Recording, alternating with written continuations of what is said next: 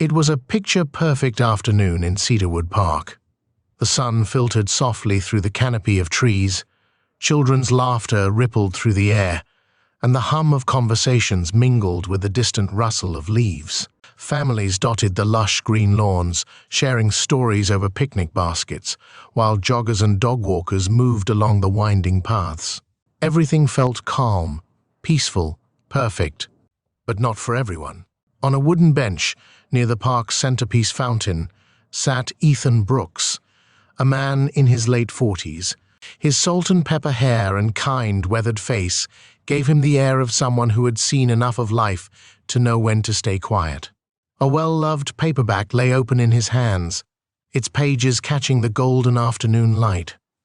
But it wasn't Ethan's tranquil demeanor or his apparent love for reading that caught the eyes of passers-by. It was the bold red hat perched squarely on his head, the white lettering standing out like a beacon, "Make America Great Again." Across the park, Marissa Cooper tugged at the leash of her golden retriever, Bailey, her gaze locked on Ethan. Her lips pressed into a thin line as the sight of that hat sent a wave of frustration coursing through her. To Marissa, it wasn't just a piece of clothing, it was a challenge, a statement, an unwelcome disruption to the harmony of her beloved Cedarwood Park. "How could someone bring that here?" she muttered under her breath, her voice edged with indignation. The sight of families laughing and children playing seemed almost at odds with the red hat's presence, at least in Marissa's mind. Every news story, every online debate, every heated argument she'd endured about what it symbolized flashed through her head. She couldn't believe no one else was doing anything about it. Her heart began to pound, not from fear, but from a deep sense of obligation. Someone needed to stand up for what was right, for the kind of community she wanted Cedarwood to be. And if no one else was willing to act, then she would.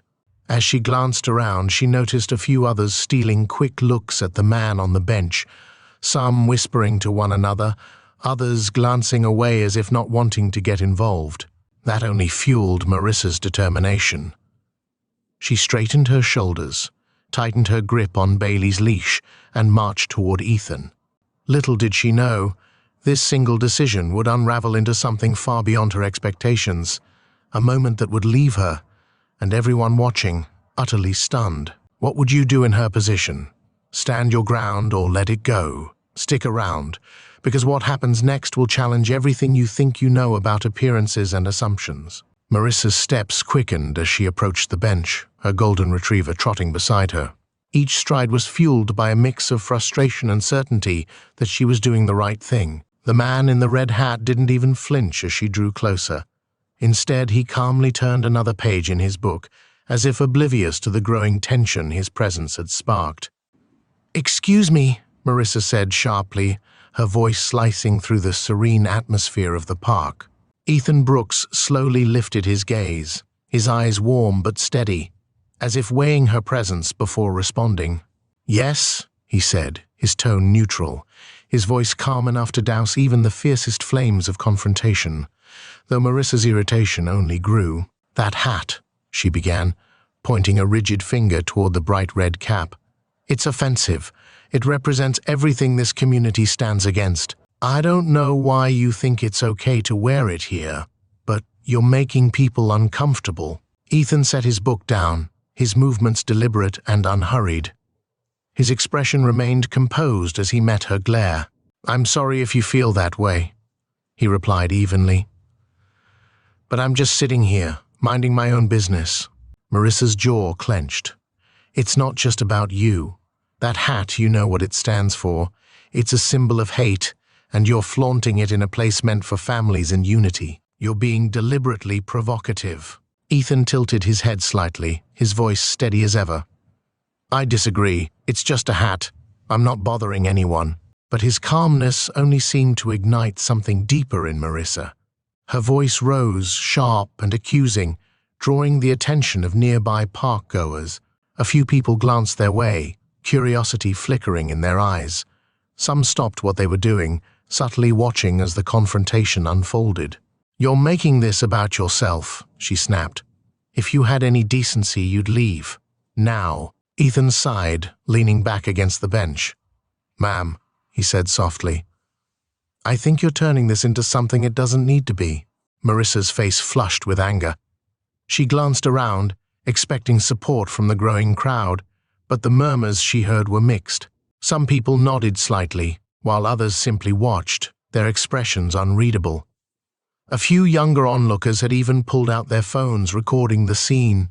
Her frustration boiled over. If no one else would act, she'd make sure this ended the right way. With exaggerated movements, she pulled out her phone and began dialing.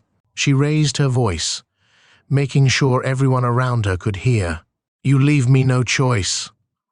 "I'm calling the police," she announced, her tone triumphant. Ethan remained seated, his expression calm, almost resigned. "Do what you need to do," he said quietly. The tension in the park thickened, every sound, children laughing in the distance, the rustling of leaves, seemed to fade into the background as the crowd's attention zeroed in on the unfolding scene. Sirens, faint but growing louder, broke the uneasy silence. Marissa crossed her arms, satisfaction flickering in her eyes as she glanced at Ethan. The police would handle him. They'd see she was right. But what she didn't know, what no one yet understood, was that the truth about Ethan Brooks would leave everyone in Cedarwood Park questioning what they thought they knew. Would you have acted the same way if you were in her position? And what do you think the police will do when they arrive? Stick around, because this story is about to take a twist you won't believe. The faint wail of approaching sirens sent a ripple through the crowd that had now gathered around Ethan and Marissa. Conversations hushed, phones rose higher to capture the unfolding drama, and a palpable sense of tension filled Cedarwood Park. Marissa stood rigid, arms crossed tightly, her heart pounding with a mix of anticipation and validation. Finally, she thought, someone will deal with this man. Ethan, on the other hand, remained seated on the bench, his demeanor unchanged. He adjusted the book on his lap, his expression unreadable but calm, as if this weren't the first time he'd been in such a situation. His apparent lack of concern only fueled Marissa's confidence. She glanced around, meeting the curious stares of onlookers. To her, their silence felt like quiet support. As the police car pulled up to the curb, its flashing lights casting faint reflections on nearby trees, two uniformed officers stepped out. One was a tall, broad-shouldered man with a stern face, his sunglasses reflecting the crowd. The other was a shorter woman with a sharp gaze, her hand resting lightly on her belt as she surveyed the scene. Marissa immediately stepped forward, her voice taking on a tone of urgency as she waved toward them. "Officers, over here," she called out, pointing at Ethan. The officers approached, their expressions neutral but attentive. The male officer spoke first. "What seems to be the problem, ma'am?" Marissa straightened her posture, her words pouring out in a mix of frustration and indignation. "That man," she began, gesturing toward Ethan, "has been sitting here wearing that hat and making everyone in the park uncomfortable. He's being aggressive and confrontational. I've asked him to leave, but he refuses." The officers exchanged a brief glance before turning to Ethan, who looked up at them with a calm nod. "Sir," the female officer said, her voice steady, "can you tell us what's going on here?" Ethan set his book aside and clasped his hands in his lap.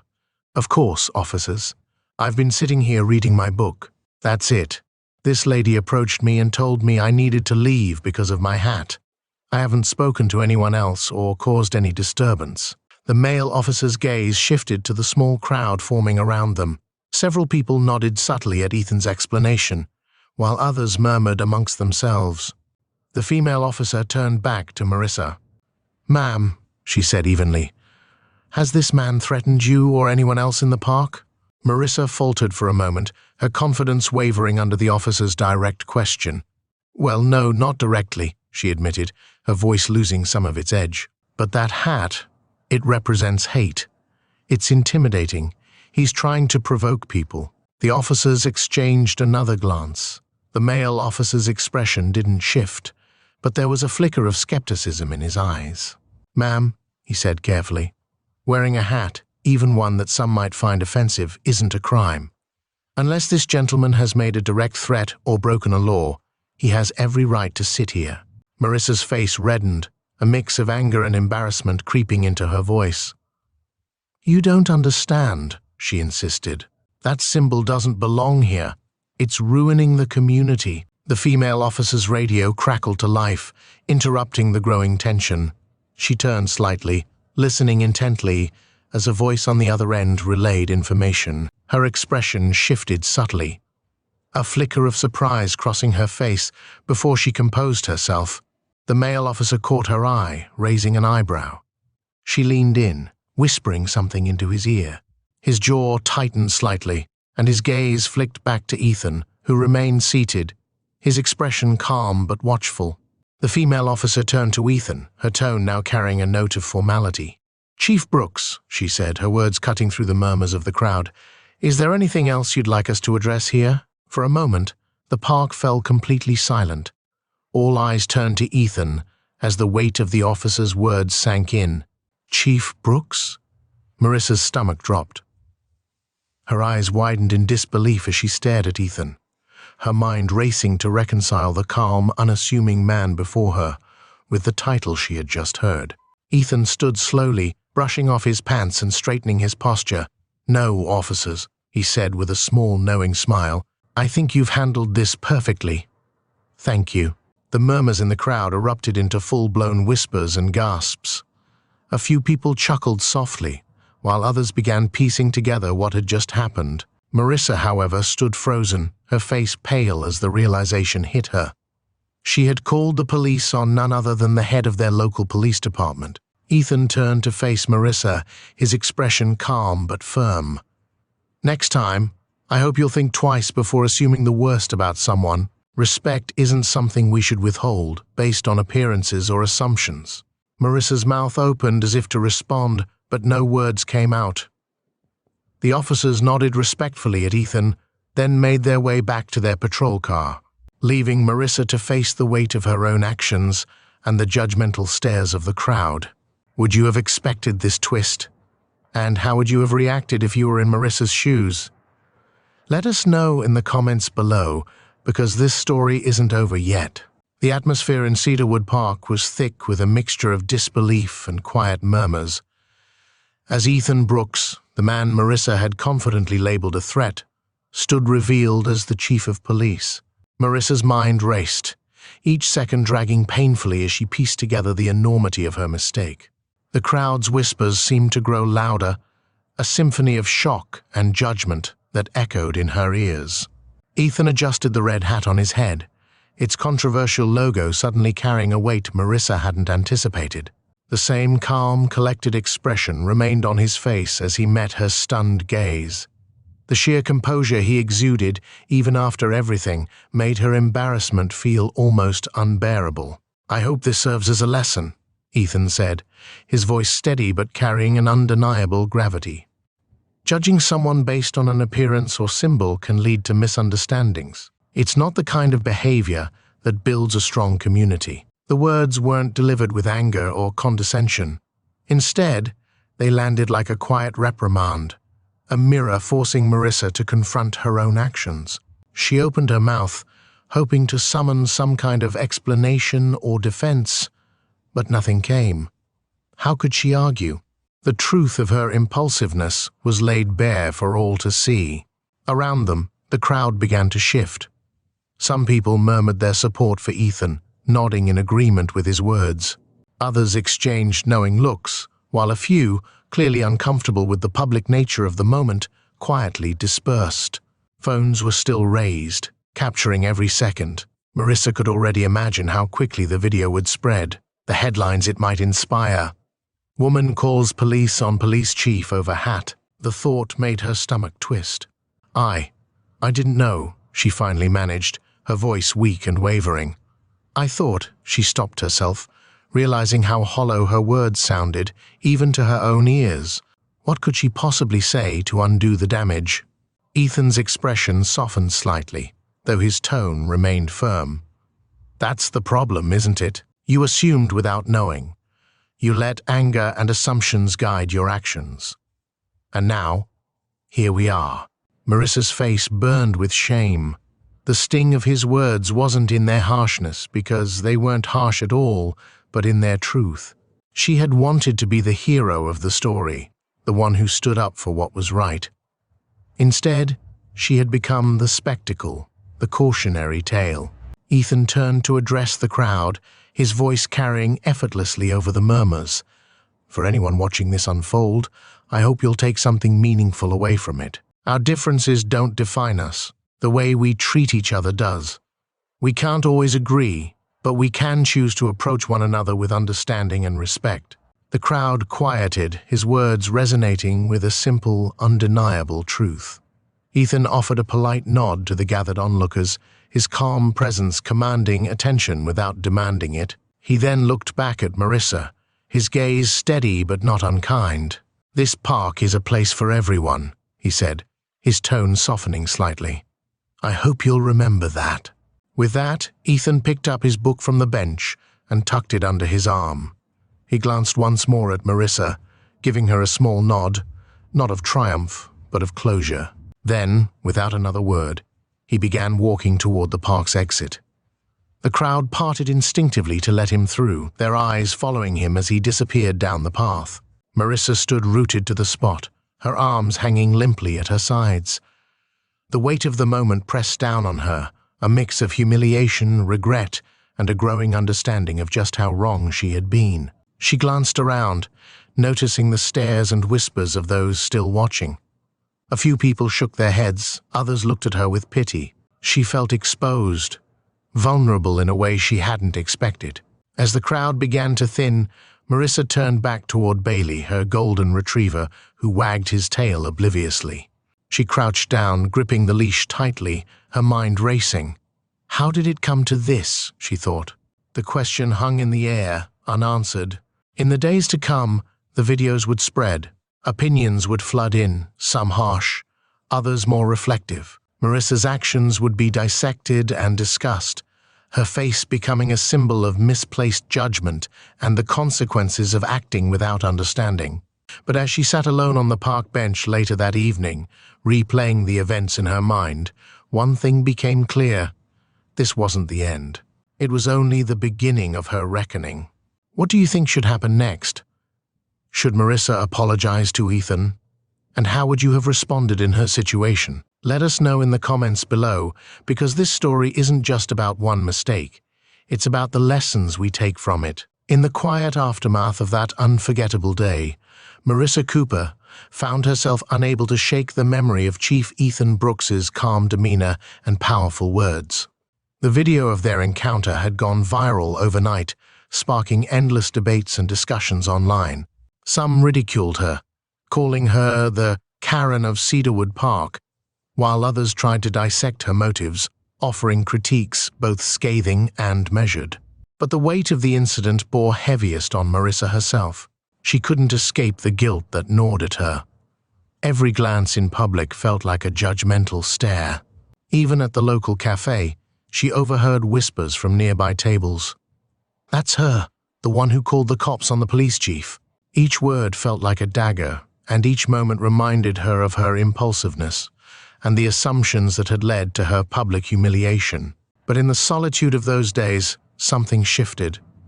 Marissa realized that the shame she felt could serve as a teacher. What she had done couldn't be undone, but it could be a turning point.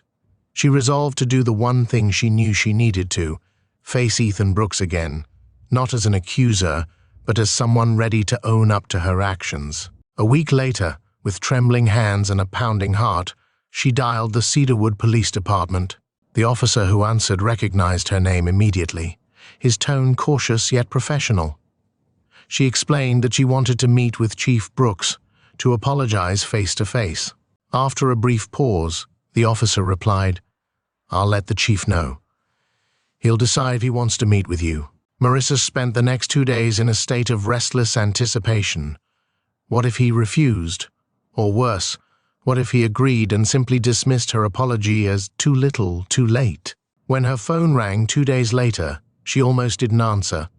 But she steeled herself and picked up. "Miss Cooper," a calm, familiar voice greeted her. "This is Chief Brooks. I hear you'd like to meet." Yes, she said quickly, her words tumbling over one another. I owe you an apology. I know I can't change what happened, but I'd like the chance to make things right, or at least try. Ethan was silent for a moment before replying. All right, come to the station tomorrow afternoon. We'll talk. The next day, Marissa arrived at the Cedarwood Police Department, her nerves frayed and her palms slick with sweat. She was directed to a small conference room, where she waited alone, rehearsing her words for the 100th time. When the door finally opened, Ethan Brooks stepped in, his presence as composed as she remembered. He closed the door gently and took a seat across from her. "Ms. Cooper," he said, his tone neutral but not unfriendly. "What would you like to say?" Marissa swallowed hard, her rehearsed lines suddenly slipping from her grasp. She took a deep breath and began. "Chief Brooks, I want to start by saying how deeply sorry I am for how I treated you. I made assumptions about you, about what that hat meant, and I acted out of anger and ignorance. I didn't stop to consider who you were or why you were there. I let my emotions take over, and I was wrong." Ethan studied her for a moment, his expression thoughtful. "I appreciate you saying that," he replied. "But I'm curious, why now? Why not let it fade away like so many others might?" Marissa hesitated, then spoke with a vulnerability she hadn't allowed herself to feel in a long time. "Because I don't want to be that person. The one who jumps to conclusions, who lets her biases control her. What happened at the park wasn't just embarrassing, it was a wake-up call. And I don't want my mistake to define me." Ethan nodded, his gaze softening. "We all make mistakes, Ms. Cooper. What matters is what we learn from them. And it sounds like you've taken this to heart." She exhaled, relief washing over her. "Thank you for saying that. I know I don't deserve forgiveness, but I want to make amends. If there's anything I can do, community service, volunteering, please let me know." Ethan's lips curved into a small smile. "You've already taken the first step by coming here. The rest is up to you. Cedarwood is a small town and people will remember what happened. But how they remember you will depend on what you do moving forward." Marissa nodded, tears prickling at the corners of her eyes. "I understand, and I'll do better, I promise." As she left the station, Marissa felt lighter, as though a weight she had carried for days had finally been lifted. She knew her journey wasn't over. Earning back the trust of her community and rebuilding her sense of self would take time. But for the first time since that fateful day in the park, she felt a glimmer of hope. How would you have handled Marissa's apology? Do you think it's possible for someone to truly change after a public mistake? Share your thoughts below, and don't forget to like, subscribe, and stay tuned for more stories that challenge us to grow and reflect. Weeks passed, and Cedarwood Park seemed to settle back into its usual rhythm. Children laughed as they raced down slides, joggers waved at familiar faces on the paths, and families lounged on blankets under the shade of old oak trees. But for Marissa Cooper, the park now carried a different meaning, a place not of confrontation, but of reflection and growth. Marissa had taken Chief Ethan Brooks' words to heart. She began volunteering at local community events, attending workshops on understanding bias, and even helping with cleanup projects in the park. Her interactions with neighbors, especially those she had once avoided, were slow and awkward at first. But over time, as people saw her genuine efforts to change, the icy stares softened into nods of acknowledgement, and eventually into quiet smiles. One crisp autumn afternoon, Marissa returned to the bench where everything had started. Bailey, her golden retriever, lay at her feet, chewing contentedly on a stick. As Marissa watched children play nearby, she thought about how far she'd come since that fateful day. The embarrassment had been unbearable, but it had also been a turning point, a chance to reevaluate her values and the way she saw the world. The sound of footsteps behind her pulled her from her thoughts. Turning, she saw Chief Brooks walking along the path, his familiar red hat perched lightly on his head. He carried a small bag of groceries in one hand and waved with the other when he noticed her. "Afternoon, Miss Cooper," he said warmly, pausing by the bench. "Good to see you out here." "Good afternoon, Chief Brooks," Marissa replied, her voice steady but humble. It's nice to see you too. Ethan nodded at Bailey, who wagged his tail enthusiastically. Looks like he's enjoying himself. He always does here, Marissa said, a small smile forming. I think I'm finally starting to as well. Ethan studied her for a moment, his expression thoughtful. I've heard about the work you've been doing lately, he said. It sounds like you're making a real effort. Marissa felt her cheeks flush but met his gaze. I'm trying. I know I can't undo what happened, but I want to be better, not just for myself, but for the community. Ethan's smile deepened, and he nodded approvingly. That's good to hear. Change doesn't happen overnight, but the effort is what matters. For a moment, they stood in companionable silence, watching as a group of children played tag near the fountain. The laughter and squeals of joy filled the air, a stark contrast to the tension that had once gripped this very spot. As Ethan adjusted the bag in his hand, he turned to Marissa one last time. You've made mistakes, but we all do. What defines us is how we move forward. Keep at it, Miss Cooper. Cedarwood could use more people willing to reflect and grow. With that, he tipped his hat slightly and continued down the path, his figure disappearing among the trees. Marissa watched him go, feeling an unexpected warmth in her chest. His words weren't just an acknowledgement, they were an encouragement, a reminder that she was on the right path. She looked down at Bailey, who gazed up at her with his big, trusting eyes. Let's keep walking, boy, she said softly, standing and picking up his leash. As they strolled along the winding paths of Cedarwood Park, she felt a sense of renewal, as though the mistakes of her past had planted seeds for a better future. What about you? Have you ever faced a moment that made you rethink your actions? How did it change you? Let us know in the comments below. And if this story inspired you, don't forget to like, share, and subscribe for more tales of growth and redemption from elderly wisdom. See you next time.